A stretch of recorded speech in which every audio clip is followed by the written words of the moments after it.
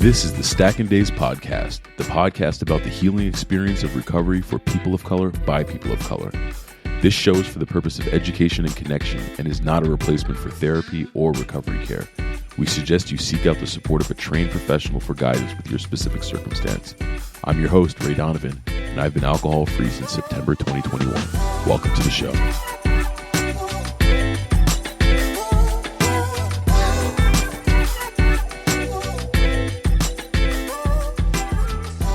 Hey, y'all. What's going on? This is your host, once again, Ray Donovan on the Stackin Days podcast. I want to invite you all into the conversation today with a really special guest, Keith Williamson. For those of you who are maybe unfamiliar with him, the dude is a boon of inspiration on Instagram. We're going to talk a little bit about that, but I really want to give you a sense of, where he's coming from.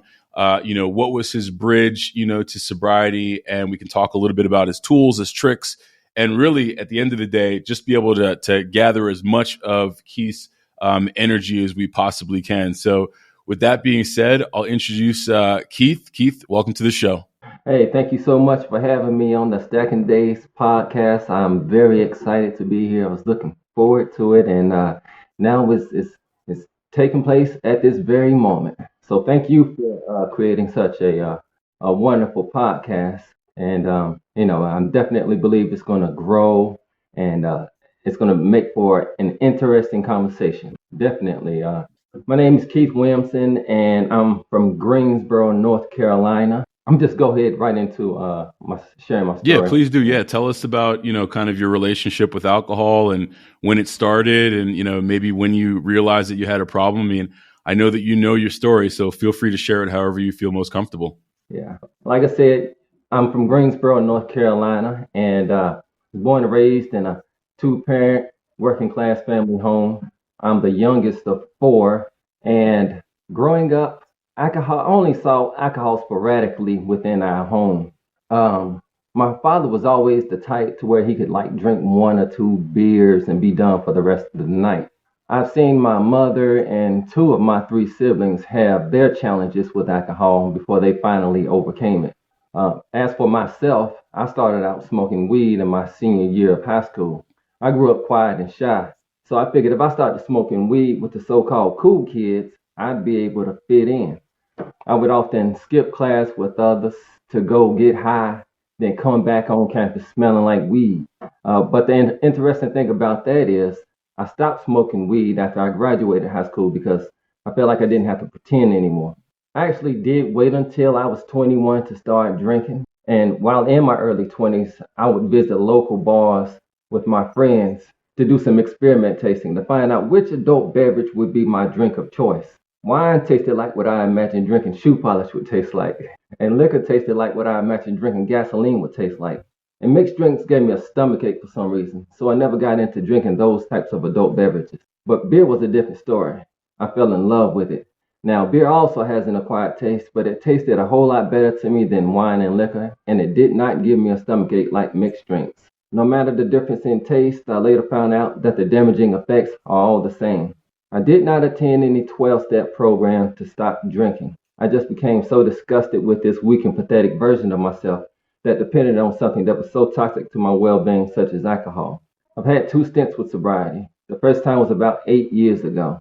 I've always been into fitness and aspired to be that middle-aged and elderly man the younger generation will look at and say, I want to be fit like you when I get your age. But because of my many years of beer drinking, I had developed this big old beer belly, and that would definitely prevent this plan from ever coming to fruition. So the main reason I quit drinking the first time was to get rid of my beer belly and get my six-pack back. I was doing great at first, but as time went by, I started to feel like I was depriving myself of a good time and something that would help me to cope with the stresses of life. So after about 4 months of sobriety, I started back drinking beer again. A couple of years would pass, and I'd meet this beautiful woman that would later become my wife. We had a brief courtship. We met in late 2014, purchased our home together March 30th of 2015, got married on our patio July 2nd of 2016, and welcomed our beautiful baby girl into the world on June 22nd, 2017. Now, I was already a stepfather to my wife's 3 kids, But this would be the very first time I would have a child of my own and experience the many phases a child goes through as they're getting older. During this time, I was drinking beer every day. Now, my wife knew I loved to drink beer, but she didn't know how much I really loved to drink it. I would often purchase the 3 pack of 24-ounce can of beers and sit it in the refrigerator, and I would drink one every other day. This way, my wife would not detect that I was drinking beer every day. But what she did not know was that I was also purchasing the 24-pack of beers and keeping those in the trunk of my car, also known as my secret stash. And I would drink from there every day. I would often take out several cans of beer and just sit in my car and drink them and drink them. And then when I was done, I would put the empty beer cans up underneath the car seat. I'd also sneak some in the house and drink. And when I was done, I'd hide the empty beer cans up underneath the clothes on my side of the closet. And then I would go to our barn out back, drink some in there, and hide the empty beer cans in there as well. I'd often get messy in covering up my beer drinking tracks because my wife would often find empty beer cans laying in and around our home. She came to me one day and said, "I found more of the empty beer cans. I think you have a drinking problem." And of course, I was in denial and I said to her, "No, I don't, because I'm just a beer drinker for one. And two, I quit drinking before and I can do it again." And that was that. I would continue to sneak and drink, sneak and drink, sneak and drink. I would often choose random days to go out to my car with an empty trash bag to clean out the empty beer cans I had placed up underneath my car seat. And the more I did this, the more I realized that I did have a problem because the empty trash bag got filled up with empty beer cans really fast. I'm a Christian, and during this time, I went to the Lord and asked Him if He would take away my desire to drink beer and give me a whole new perspective on how I view it. And since the main reason I quit drinking beer the first time was to lose my beer belly, I figured I'd be able to scare myself straight for good by this time by doing research on all the damaging effects alcohol can have on one's life. I knew I was going to stop drinking one day, but I had no set date in mind on when that time would be. But fortunately, the day I had been praying for, my wife had been praying for, finally happened on November the 1st of 2020.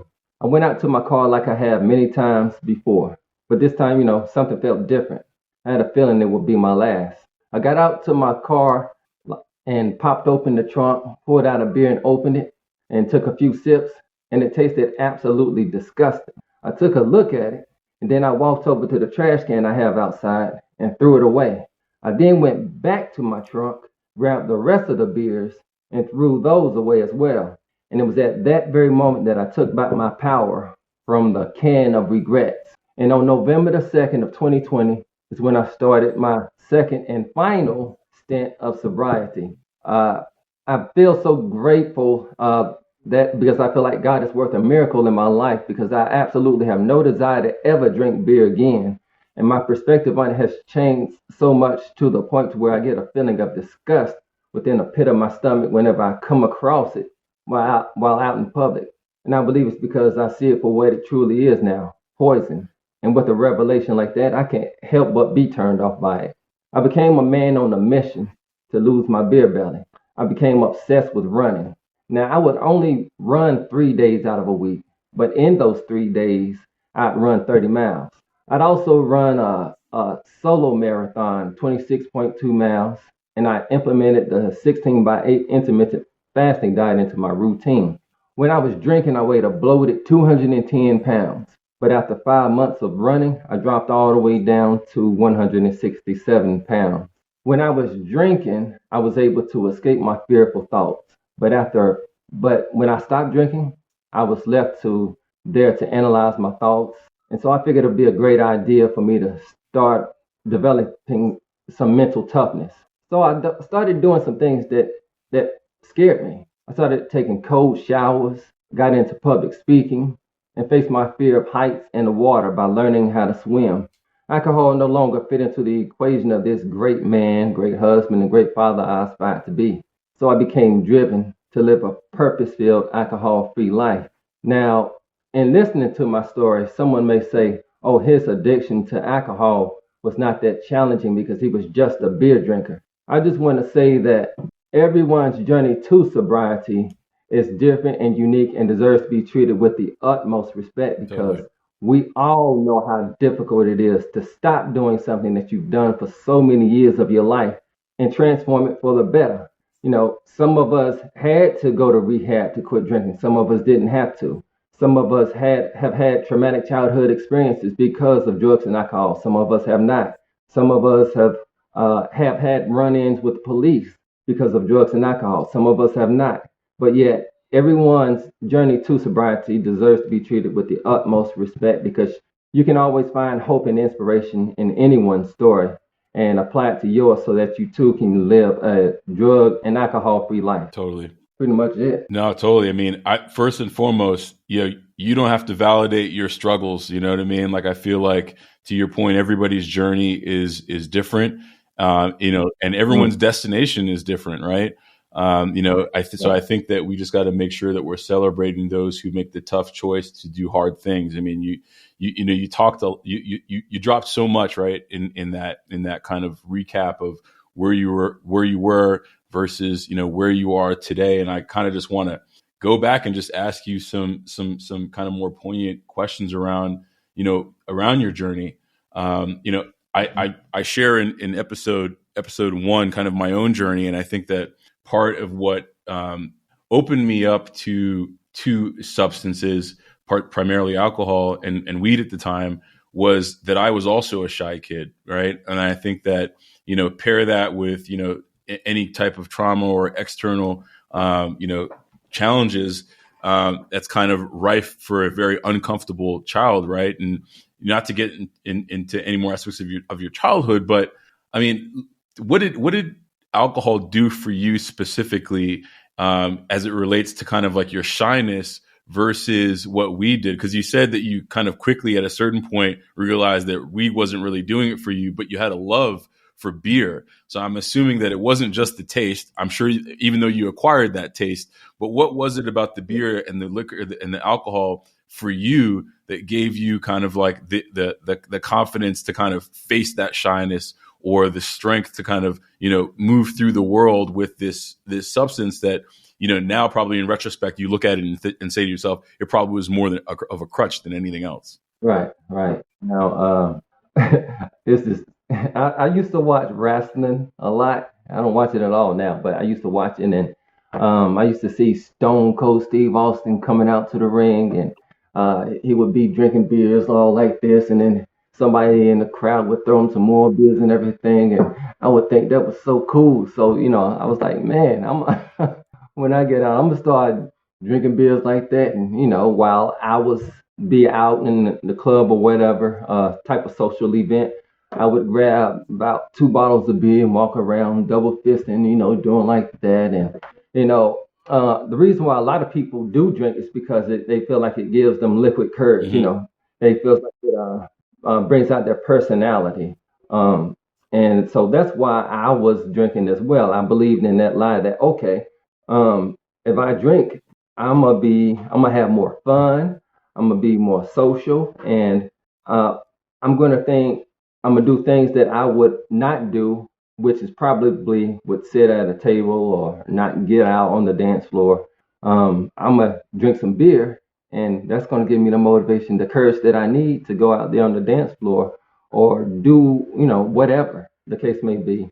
And so I drank beer because I believed that it was gonna give me like this. It gave me this false sense of confidence. Like, oh yeah, I got this beer in me now. I got to have my beer muscles and everything. So I was ready to showcase, my personality. But of course, that never lasted, because when the high wore off, I had to get some more beer so I could feel that high again. But there's never, after that initial high, regardless of the amount of beers that I continued to drink, it was nothing like the initial high. But I would have to continue to drink in order to keep a high. And so, that definitely got old over time as I grew older. Yeah. The smoking weed, I never really got anything. I just did that to try and fit in with the so-called cool kids. I really never got anything out of it. I didn't really like the way it smelled and how it stayed in my clothes. And so I felt like after I graduated high school, I was good. Let me stop smoking weed because hey, I ain't like it Hmm. anyway. But it was just like the alcohol. I mean, you hear about alcohol in songs all the time. Just the other day, I heard Jamie Foxx's song "Blaming on the Right. Alcohol." They used to be my jam. They used to motivate me to want to go out and Sure. drink and have some fun. And also there's this like country this country song out called "Ain't Nothing That a Beer Can't Fix, Ain't No Pain It Can't Wash Right. Away." So, and I know that's a lie myself as a former beer drinker, because beer gave me a lot of issues, from marital issues to developing physical issues to developing a beer Right. belly. And then, now we got this popular song out by Beyonce, "Cup Up the Night."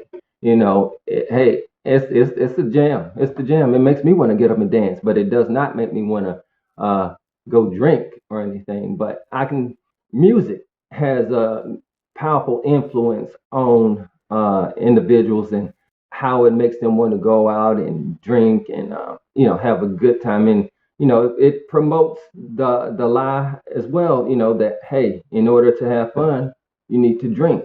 And so of course, like the Super Bowl is coming up this weekend as well. And a lot of individuals, they feel as though they can't watch the big game without alcohol. This it's like we've been unconsciously conditioned to believe, hey, we need some alcohol if we want to have some fun. This is going to really make this event even more fun. But the truth is, you don't need that stuff to have fun. You don't need liquid courage. You just need to have the audacity to believe in yourself.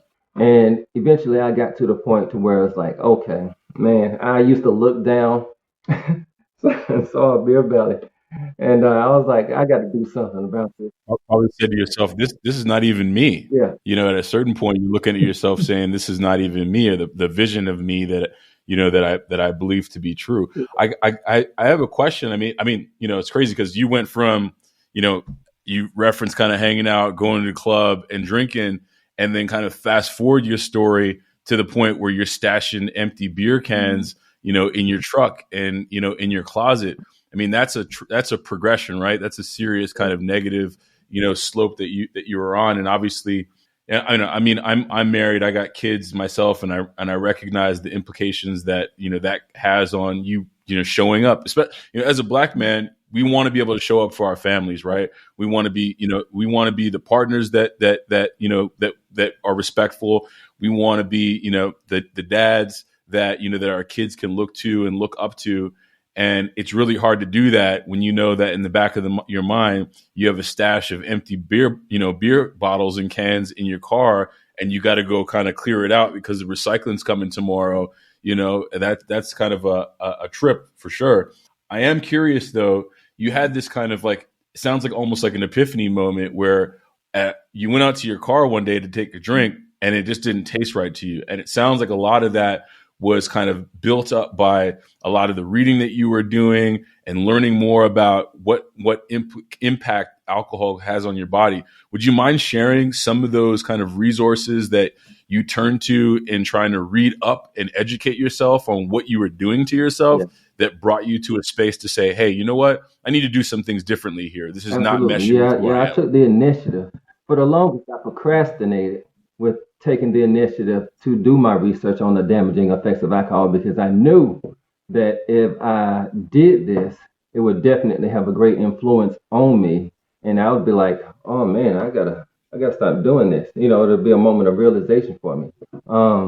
But I eventually got to that point, and the more I did research on it on a daily basis, on a weekly basis, it just all sunk in one day. And as I continued to absorb the information of the damaging effects while drinking at the same time. And then the more I would drink, the more I would think about what I read and was like, oh man, so it's like, okay, that all of those, that information that I was absorbing, it finally came over the my desire to drink beer, and it definitely inspired me to get to a point to be like, why am I being so loyal to this ineffective routine of drinking beer?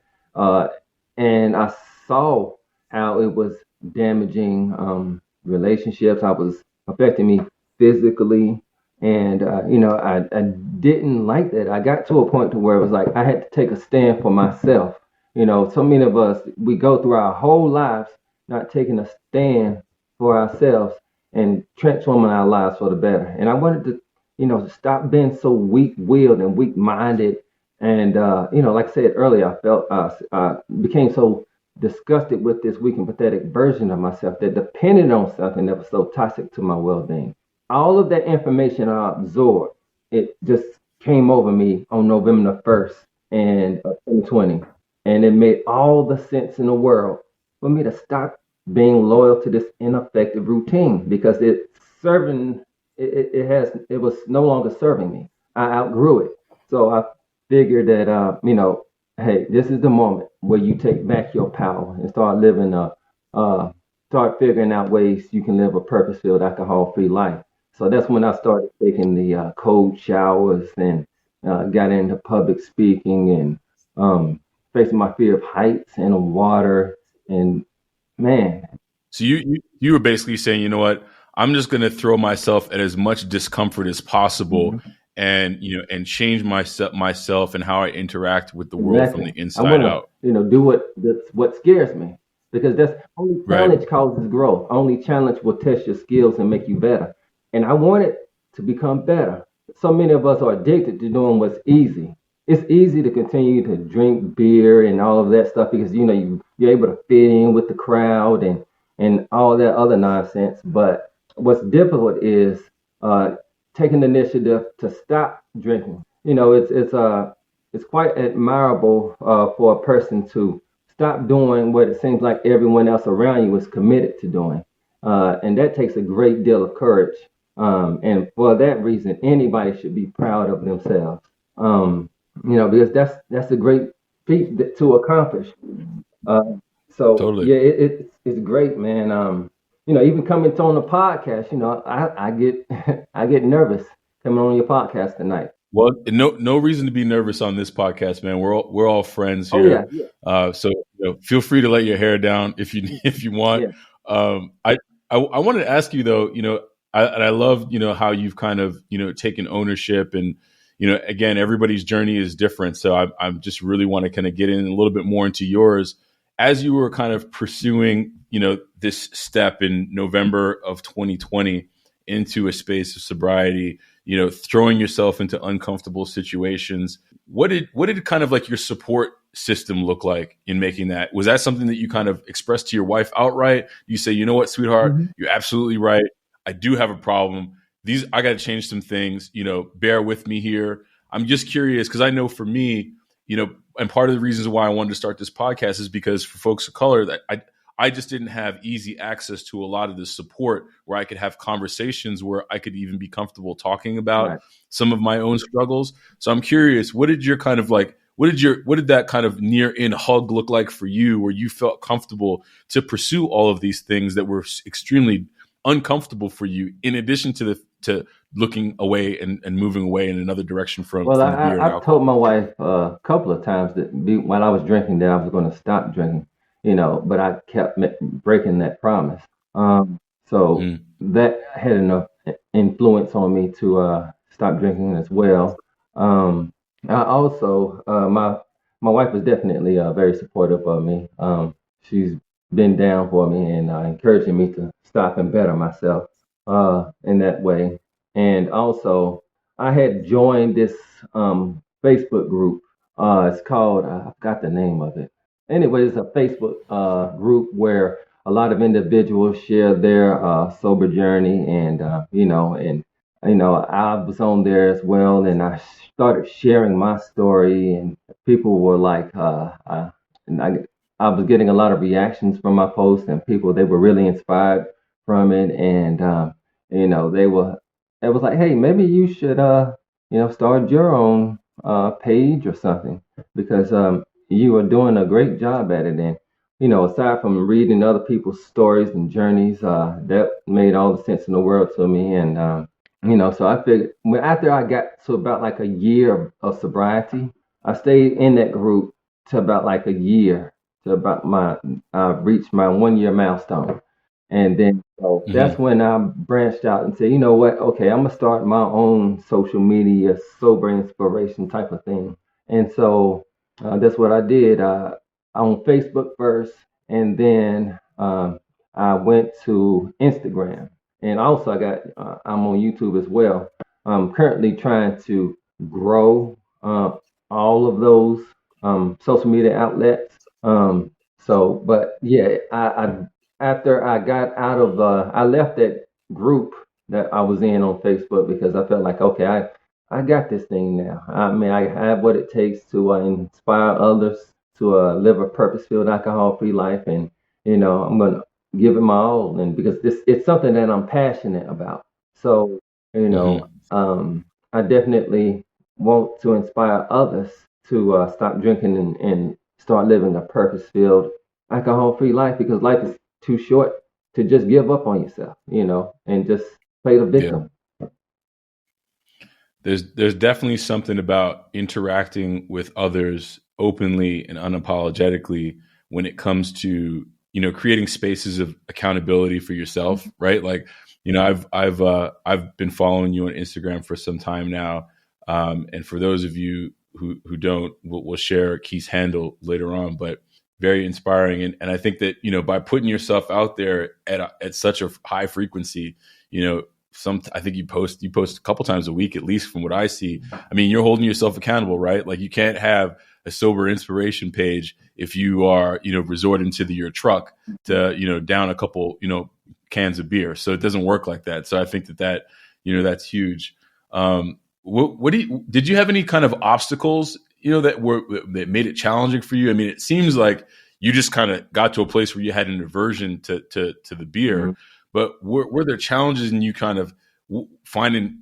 It sounds like you were finding other activities to involve yourself in. But I'm just curious, what were some of the obstacles in your early days? Because I mean, you said you felt good at about the year point, right? Mhm. But that leads me to believe that there was probably about a year there where you wanted to be a lot closer to it and make sure that you were nurturing that sobriety. Did you have any obstacles within that you had to kind of double down on your intention to kind of move in that path of being Right. self empowered? Actually, my the most difficult moment was the first 7 days. That first Sunday through Saturday was the most challenging for me because of the Mm. cravings, and and also that was the first 7 days that I was going through of not drinking every day. Well, how long were you drinking where you never really strung together 7 days of not drinking? I know you said you had a short stint Yeah.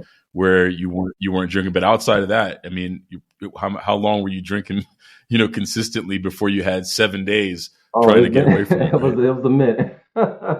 Yeah. I kept, So the I first, kept the drinking. I had to keep drinking the beer because, but during those first 7 days, it was I was dealing with the cravings and learning how to navigate through the habits that motivated me to Mhm. drink. A lot of people. I used to like to drink a beer when I get in from work or something. You can say that would help me to relax. And then I got to the point where I was like, that's crazy. I don't need to drink a beer to relax. So Yeah. so I got more into working out. Also absorbing more information to where I can be I can absorb and become more of an inspiration to others. Um, but it's like, honestly, the first 7 days of not drinking beer, I knew that I would have to navigate myself through it, and also because I was challenging myself, taking cold showers. Started out that was the first thing I started doing, taking cold showers, and that would help me to um, create some mental toughness.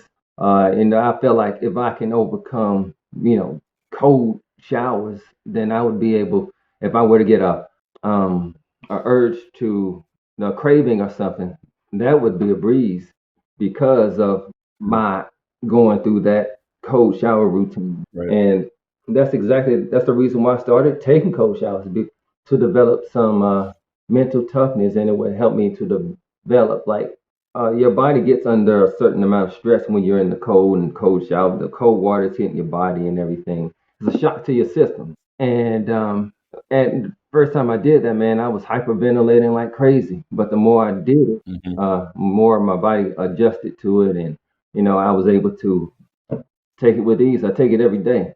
Um, I feel like that definitely helped me to deal with cravings or any other type of thoughts about drinking, because it felt like I conditioned myself to be like, okay, I conditioned myself It'll pass. that I was convinced that drinking was not the way to go.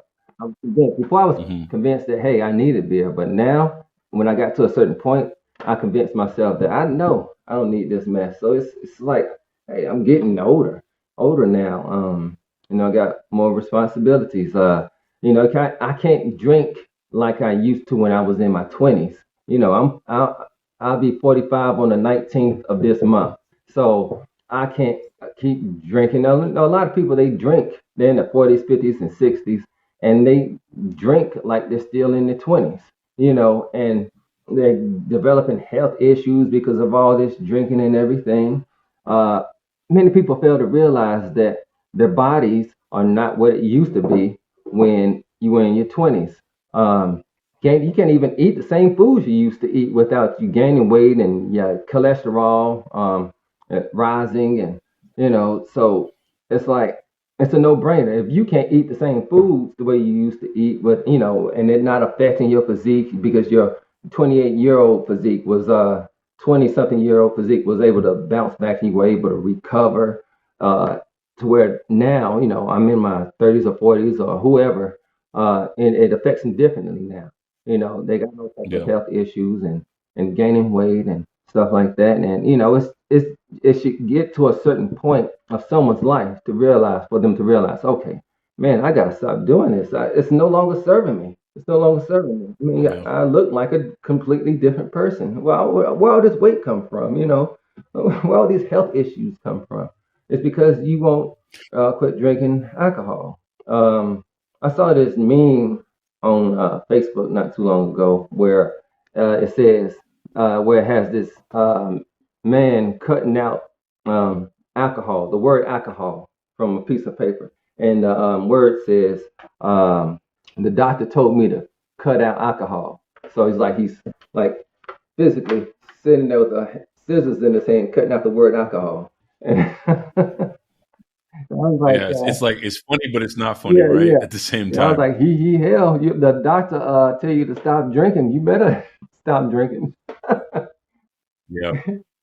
I mean, and chances are he probably didn't even share with the doctor how much he in fact was actually drinking. So if he's got to, Yeah, cut it down, he certainly does. I wanted to you mentioned earlier, that you had your daughter, and just being a father myself, I wanted to hear, from you, if any, how has it kind of changed your ability to parent the way that you want to, and be a father to your daughter the way that you are today versus maybe yeah. Well, I'm 3 more years ago. present, and in those special moments like Christmas, like birthdays, I'm not sneaking out to my trunk of car and getting some beer and missing out on things that I should be there for, like my daughter Hmm. opening a birthday gift or a Christmas gift or something like that. I'm not out in the driveway of my home drinking beers. I'm inside, being fully present, being engaging with my family, and helping them open presents, and I'm opening presents, and just make the most of that beautiful moment. And that's what sobriety is all about. That's the beauty of sobriety, is when you are, fully engaged, as opposed to sneaking away, like going to drink in my car, or someone drinking till they pass out and they miss everything because they were drunk.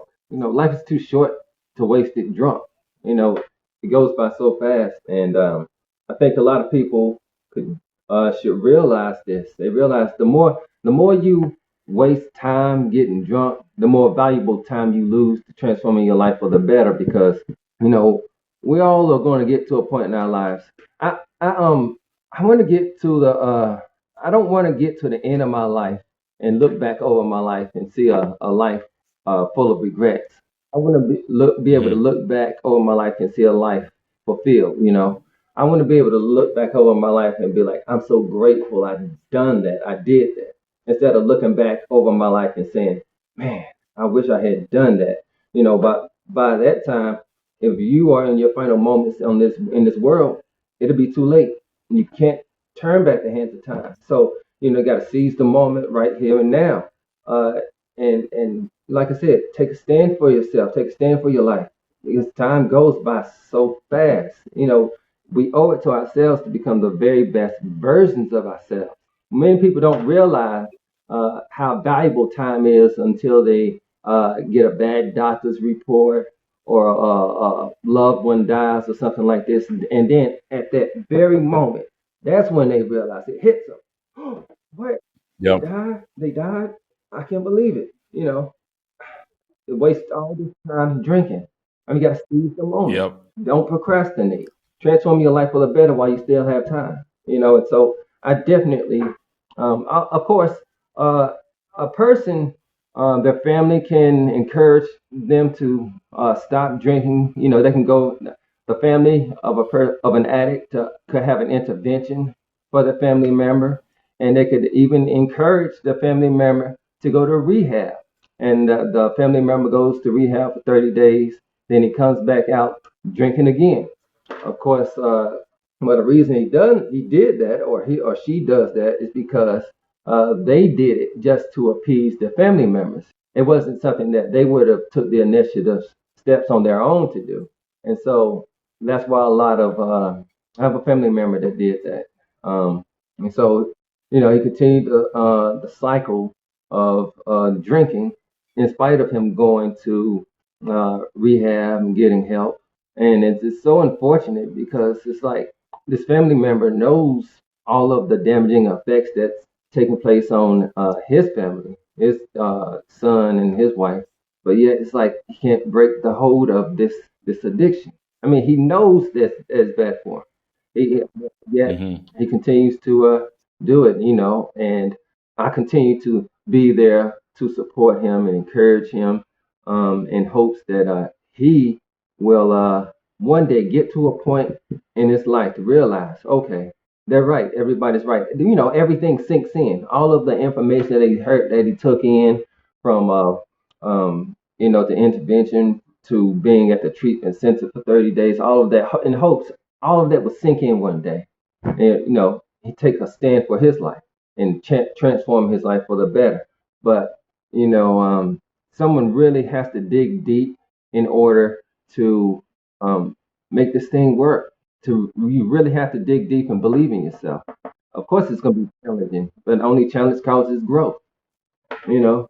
Yeah, I was gonna say it's the old adage where you kind of got to get to a place where you're doing it for yourself, so that ultimately that healing can then ripple out to those around you. And not to say that you're not taking them into consideration, but if you're not ready to make that call for yourself, it's really difficult to push through and sustain yourself through that journey, right? Mhm.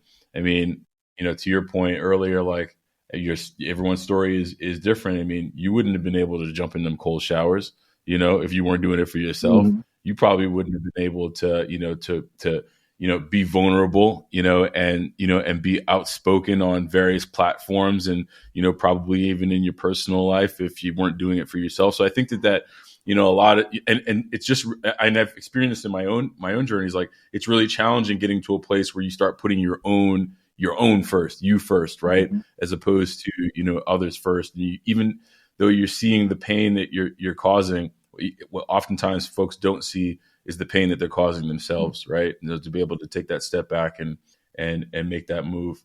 I have a couple more questions that I want to ask you, just as kind of we're closing this thing out here.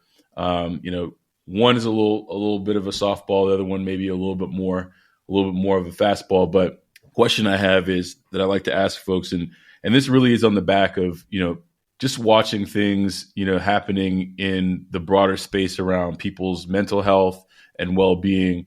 But this specifically, as it relates to alcohol, I feel like in communities of color, we oftentimes are not, quote unquote, airing our dirty laundry, you know what I mean, or being very vocal with people, who are close to us, maybe people who are around us, about when we're struggling. So my question to you is, in those more challenging days where you were kind of, when you were sneaking, your bottles around, where you were kind of drinking behind closed doors and not being, open with, with your loved ones, if you have not come clean at some point in time, how would they have known that you were not okay?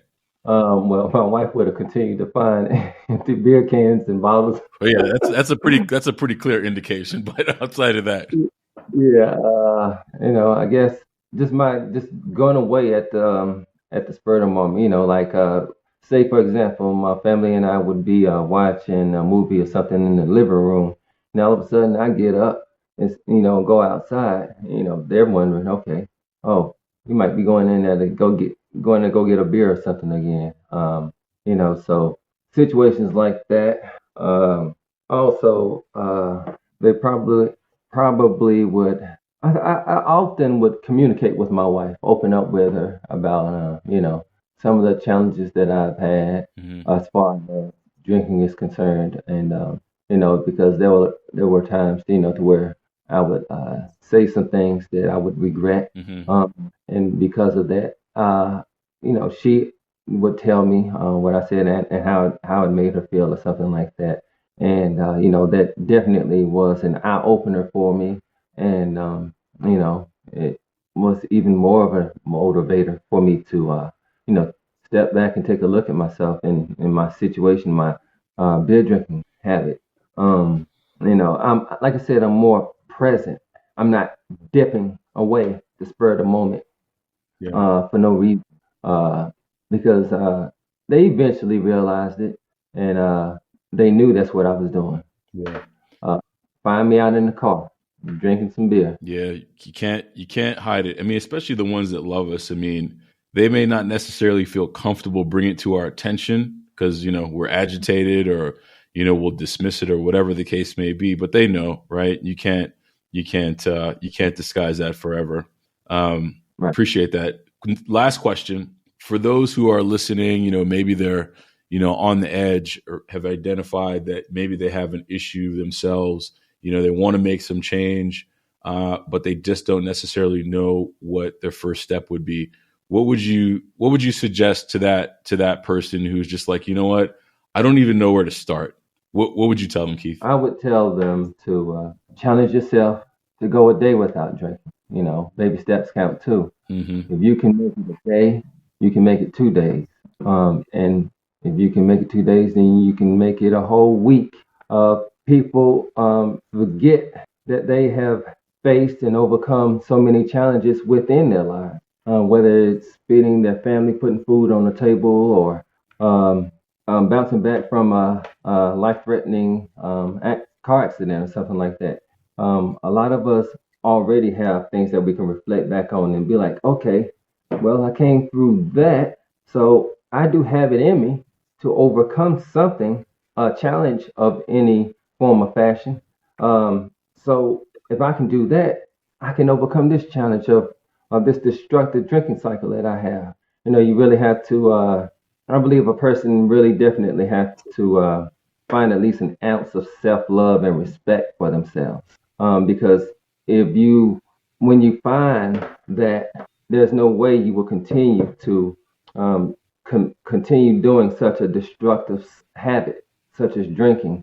And so I would say, hey, challenge yourself to not drink, and do some research like I did on the damaging effects alcohol can have on your life as a whole, your well-being. Uh, you have to take the initiative for yourself to do this. Take the initiative for yourself, take a stand for your life, and do the research. And challenge yourself to become better so that you don't remain in this bitter place. You owe it to yourself to grow. You owe it to yourself to grow, Yeah. because you don't want to continue to procrastinate because you're losing valuable time. And you, like I said earlier, you definitely don't want to get to the end of your life and see a life full of regrets. Uh, so many people live their whole lives in fear. Then they get to the end of their life and realize they never really lived. So I strongly encourage anyone to challenge yourself, because that's the only way you're going to grow. Challenge yourself to not drink. Challenge yourself to become better and do better so you can make your world better. Yeah. You got to challenge yourself. That's it. You just have to buckle down, take a stand for your life, and challenge yourself to be the best version of yourself. And you will. And the more you continue to drink, because the more you continue to drink, the worse your life will become. So you got to stop being so weak and develop some mental toughness. You can also do what I did. If you have the fear of heights or water or public speaking, do something that you're afraid of. That's going to definitely encourage you to. That's going to definitely make you stronger. You're going to truly see how strong you really are, because when you do something like facing your fear of heights, like in an amusement park, there's a Carowinds here and I live in Greensboro, but there's a Carowinds in Charlotte that my family and I have season passes to. And every time we go there, I look to challenge myself to overcome my fear of heights. And it's like the long lines. Like when I get in a long line, I realize those fearful thoughts are coming to me, and it's like the self-doubt creeps in. It's making me, I start thinking, okay, maybe I shouldn't do this because that's going to be pretty high, and something might go wrong to where, I would end up on the 6 o'clock news or something because of death or something like that. All those fearful thoughts come in while you're in that long line waiting to get on that ride. But you got to push through. I have to push through those fearful thoughts because that's what's holding me back. So I would get on a ride like Top Gun or something, and of course I'm feeling the fear, but yet I'm doing it anyway. Getting on that ride, and then when it's all said and done, I'm proud of myself.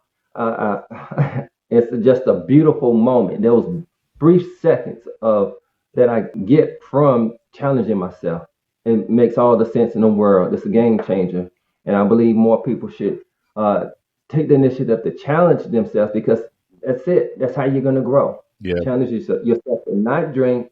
Challenge yourself to do something that scares you, and that not drinking probably could be that thing that scares you. But do it. Yeah, do it. There's definitely, that's the only way you're going to become better. I was going to say there's definitely confidence in flexing in working those muscles around doing things that are uncomfortable. And if there's anything that I've learned in this process is that in speaking with the folks that I've been able to have the pleasure of speaking with, is that we are all capable of doing really, really hard things that at some point seem insurmountable for us, unfathomable for us. So I appreciate that.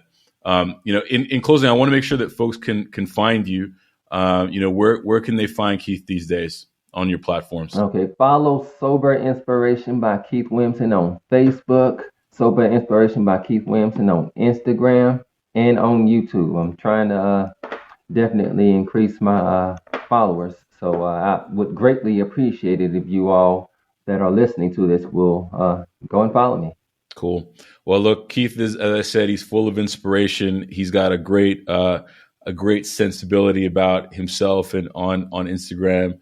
And for someone who describes himself as once being a shy man, he definitely puts himself out there on his social platforms. So, reach out, give him a like, give him a follow. Keith, I really do appreciate you spending some time with us today. And I'm sure we'll be connected in the future. Oh, yeah, absolutely. All right. Thanks, brother. Appreciate it. No problem.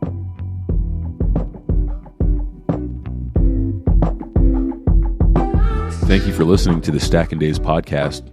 If you'd like to get in touch with the show, email me at rdg@stackindays.com or follow us on Instagram at Stackin Days. If you like the podcast, please rate, review, subscribe, and by all means, share it with a friend who you think needs to be invited into the conversation. Until we meet again, be well, one day at a time.